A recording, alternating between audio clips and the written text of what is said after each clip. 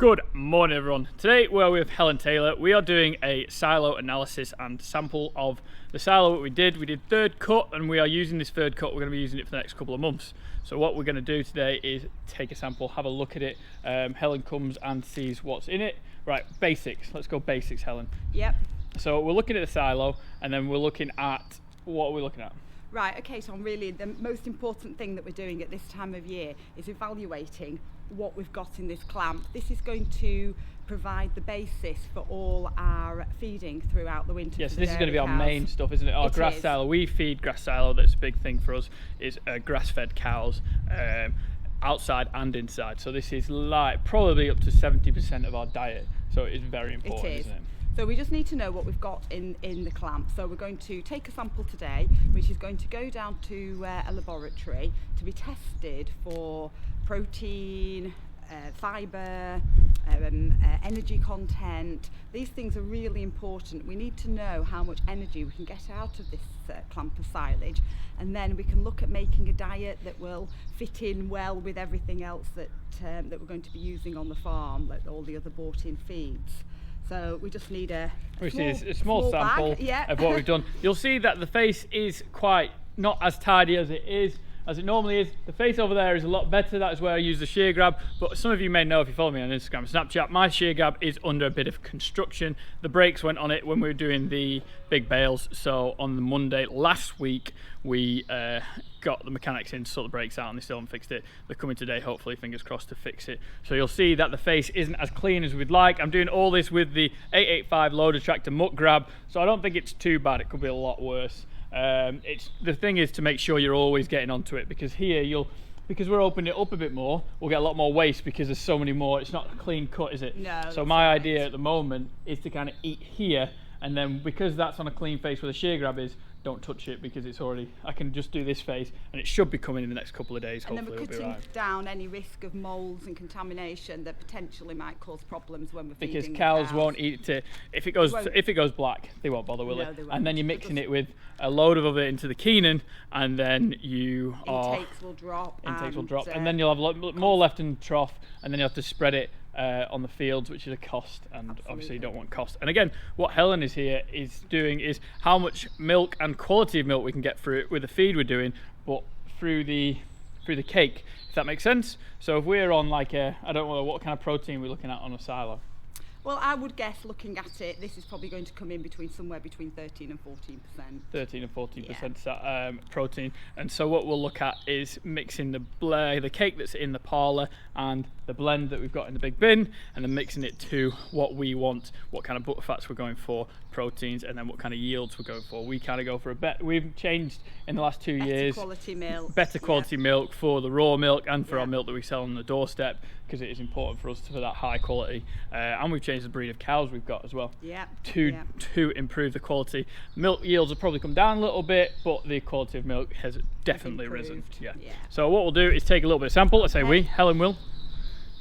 A little bit. So what we are taking a sample from where I grabbed this morning, so we know, and obviously Helen's digging a bit. Yeah, we don't want the on the top, because we won't get a true dry matter result if we take it just off the face. We need to dig in a little bit to make sure that we're getting a true sample of what's in here. It's well compacted, Tom, which is good. That's good. It means it was rolled well. Dad will be happy with that. There's just the side there that I was talking about when we opened it. We did a video of the clamp opening. There's just the side there where we didn't think it got rolled as well because of tractors being able to get onto it. We always have an issue at that corner. Little tractor that Dad uses, scrape tractor, the 885. And he's here, he's going to add his 2 pennants in, I reckon. Good morning. It smells very nice, this silage. Thank you very much. Let's hope it analyses well. This is third cut of the... how many did we do? Was it 25, 30 acres in the end? 35 acres. And then the second cut is underneath. So this is our third cut of half of our third cut that we decided to clamp this time. You love smelling it, don't you, Dad? Yeah. So would you say that it is chopped a bit thicker than normal, or would you be quite longer? Yeah, I was reading the comments. We read every single comment that is on the YouTube. Would you say that the longer you get more butter fats and it's more edibility? So the smaller can be actually a bit Yes, it's trying to get that optimum length really. Too short, it will ball. You can potentially cause problems with the length of fibre in the diet. However, if it's too long, intakes will be reduced. But it will be healthier, more cudding goes on, right, so okay. that will actually buffer the cows to bring up to help with rumen health. But this looks fine. I don't think you'll have any intake So I learned issues with something it. today, because I always thought we should chop it small as you can, because with the big forage wagons, they don't chop it as long. But I've always thought that was a bad thing. But someone did say it's got to be as long as a cow's mouth. That's right. Long as a cow's mouth, and then that's the optimum level, is it? So up to, so what, about 4 inches? Maximum, yeah. Something like that. However, there's consolidation issues, particularly in a place where it's hard to Roll. clamp. Yeah, There's quite right, yes. consolidation issues, and also there's machinery issues, because the Keenan and a lot of these mixer machines like it finer, so you get a better spread throughout the machine rather than it balling up in the machine when you're mixing other products with it, so it loses it better. So there is a balance that way.